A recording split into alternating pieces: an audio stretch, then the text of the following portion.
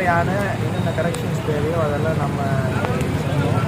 ரொம்ப நாள் மக்களுக்கு ஒரு பிரச்சனையாகவே பல இடங்களில் நீர் தேங்குவது, இல்லைன்னா டிராஃபிக், இல்லைன்னா நம்மளுடைய இந்த சர்வீஸ் ரோட்ஸ் எல்லாமே கொஞ்சம் டேமேஜ் ஆகிருக்கு. இந்த மாதிரி பல விஷயங்கள் இருக்குது.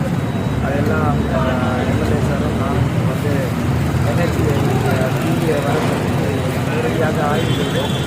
அதுக்கு தேவையான கரெக்ஷன்ஸ் எல்லாம் பண்ண சொல்லி நாங்கள் சொல்லியிருக்கோம்.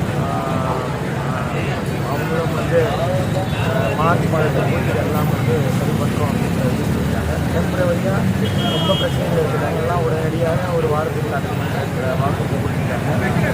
ரெகுலராக அவங்கள வந்து ரிவ்யூ பண்ணி என்எஸ்ல இருக்கிற எல்லா பிரச்சனைகளையும் ரிவ்யூ பண்ணியிருக்காங்க.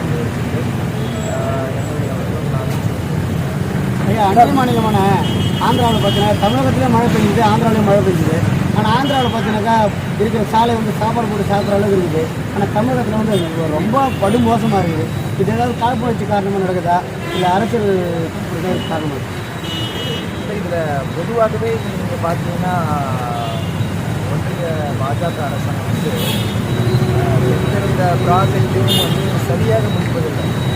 ரெண்டாவது வந்து அங்கே இருந்து லோக்கல் மக்களுடைய அந்த அரசாங்கத்துடைய அறிவுறுத்தலை கேட்பதில்லை, ஃபீட்பேக் எடுக்கிறதில்லை. அவங்க மனசு வந்த மாதிரி பண்ணிட்டுருக்காங்க. இது வந்து இதில் மட்டும் இல்லை, எல்லா ஒன்றிய துறைகளிலும் இந்த மாதிரி பிரச்சனைகள், ரயில்வேஸ்லேருந்து ஆரம்பித்து எல்லா இடங்களிலும் இந்த மாதிரி பிரச்சனைகள் இருக்குது. இது நம்ம தமிழ்நாடு அரசாங்கம் பண்ணுற ரோடுகளும் நீங்கள் பார்க்கலாம். இந்த என்ஹெச்ஏ பண்ணுற பிரச்சனைகளும் நீங்கள் எல்லாருக்கும் தெரியும். இது வந்து ஒரு ஓவரால் டிக்ளைன் தான்.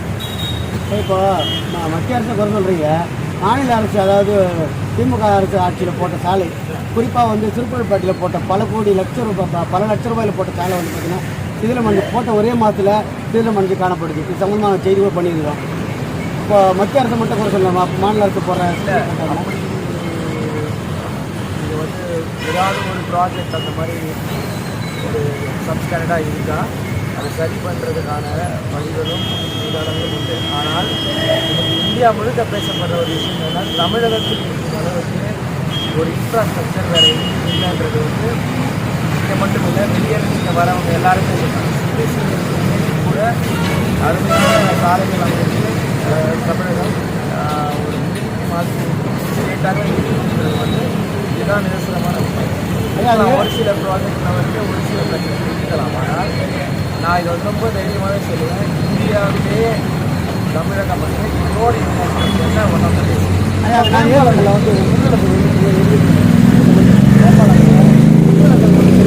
மாதிரி வந்து என்ஹெச்ஏயோட மேம்பாலங்கள் எல்லாமே நம்ம தான் இருக்குது. எது இருந்தாலும் நம்ம ஒன்றிய அரசுக்கு தான் கேட்க வேண்டியதாக இருக்குது. நமக்கு வந்து அதை போடுற பர்மிஷனோ எதுவுமே இல்லை. நீங்கள் ஈவன் ஏர்போர்ட்ஸோடு கூட அப்படிதான் இருக்குது.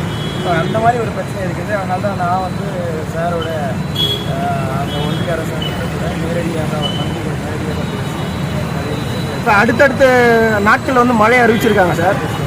இல்லை, அடுத்தடுத்த நாட்களில் மழை அறிவிச்சிருக்காங்க. இப்போ நீங்கள் பயணிக்கும் போதே பார்த்துருப்பீங்க, பெரும்பாலான சாலைகள் வந்து ரொம்ப மோசமாக தான் இருக்குது.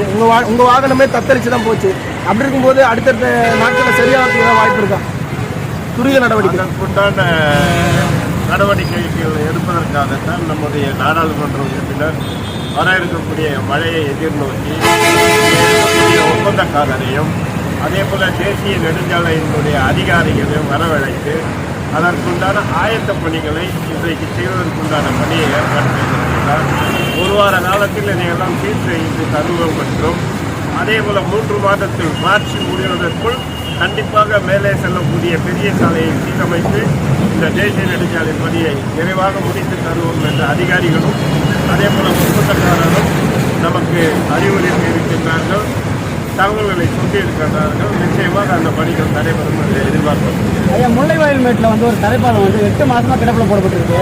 அந்த பாலம் பார்த்தீங்கன்னா பள்ளி மாணவர்கள் எல்லாமே முட்டிக்காலும் தண்ணியில் நடந்து போகிறவங்களுக்கு தெரியும். முதலமைச்சருடைய சாலை மேம்பாட்டு திட்டத்தில் அந்த பணி நடைபெறுகிறது. அந்த பணி ஆரம்பிக்கப்பட்ட நாளிலிருந்து மழை பெய்து கொண்டே இருக்கின்றது. நானும் 2-3 முறை அந்த ஒப்பந்தக்காரரிடம் பேசியிருக்கின்றேன். அந்த ஒப்பந்தக்காரர் ஆரம்பித்த காலத்திலிருந்து மழை முடிய வரையில் அந்த பணியை முடித்து அந்த மக்களுக்கு போக்குவரத்தை சீர்படுத்தி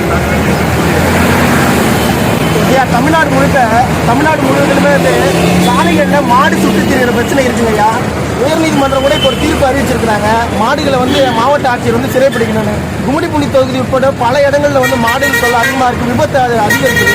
அதுக்கான ஏதாவது ஒரு நடவடிக்கை வந்து டிஸ்ட்ரிக்ட் கலெக்டர்கிட்ட பேசுவோம். கண்டிப்பாக அந்த பிரச்சனையை வந்து சால்வ் அவுட் பண்ணுறதுக்கு மக்களோடு சேர்ந்து அதை எப்படி சால்வ் பண்ணுறதுக்கு நாங்கள் எங்கள் முன்னாடி இருக்கிறோம்.